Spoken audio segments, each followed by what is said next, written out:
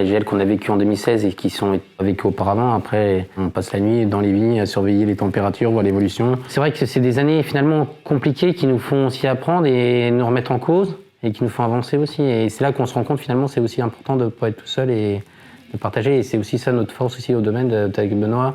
Oui, c'est une grande force.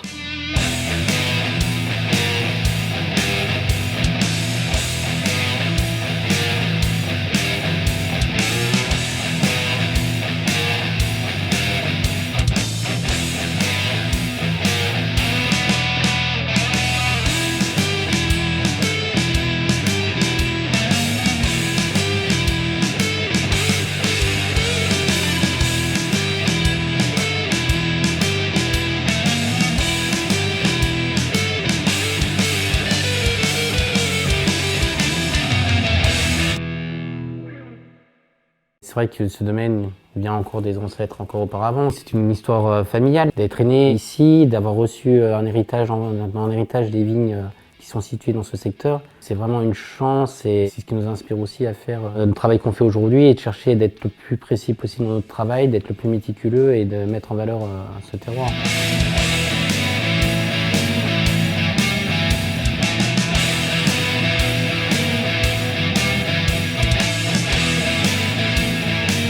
Quelque chose que nous a transmis notre père, c'est de garder les vins 18 mois en fût. Ce qui est important, c'est d'avoir 2 hivers en cave, parce que souvent, lors du premier hiver, les vins sont encore en fermentation alcoolique ou en fermentation malolactique. Et après, donc, on arrive petit à petit au printemps où la cave se réchauffe naturellement et les vins n'ont pas vraiment de période de repos. Et donc, c'est important d'avoir un second hiver où là, toutes les fermentations sont terminées et le vin peut vraiment profiter de la période de froid pour s'affiner et pour se mettre en place. Et après, on les garde 6 mois en cuve, assemblés. Et on les met en bouteille au bout de 2 ans. Ça, c'est vraiment une pratique fondamentale pour le domaine.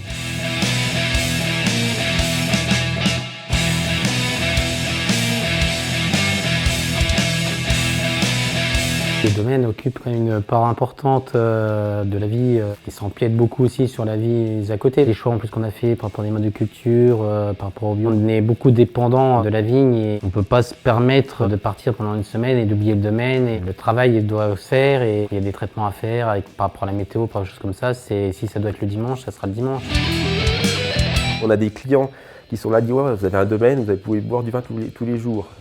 Je dis mais non, enfin je veux dire, moi, des bouteilles de vin, je ne vais pas aller dans ma cave boire une bouteille de vin. Moi, c'est important, c'est de partager cette bouteille.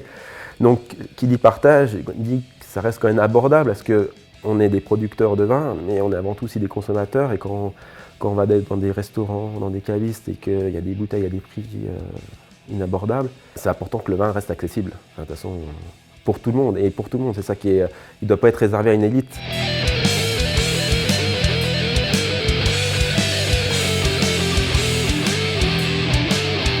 Chaque terroir, chaque parcelle a vraiment une identité qui fait qu'à 300 mètres, on peut avoir une parcelle différente qui va faire des styles de vin complètement différents. Et ce qui est important pour nous, c'est finalement qu'au final, dans la bouteille, c'est cette identité qui ressorte et que ça ne soit pas finalement la patte du vinificateur, du vigneron, dire ah bah tiens, ça c'est un vin du domaine Bachelet. Ce qui est le plus important, c'est vraiment le terroir et de faire ressortir cette identité.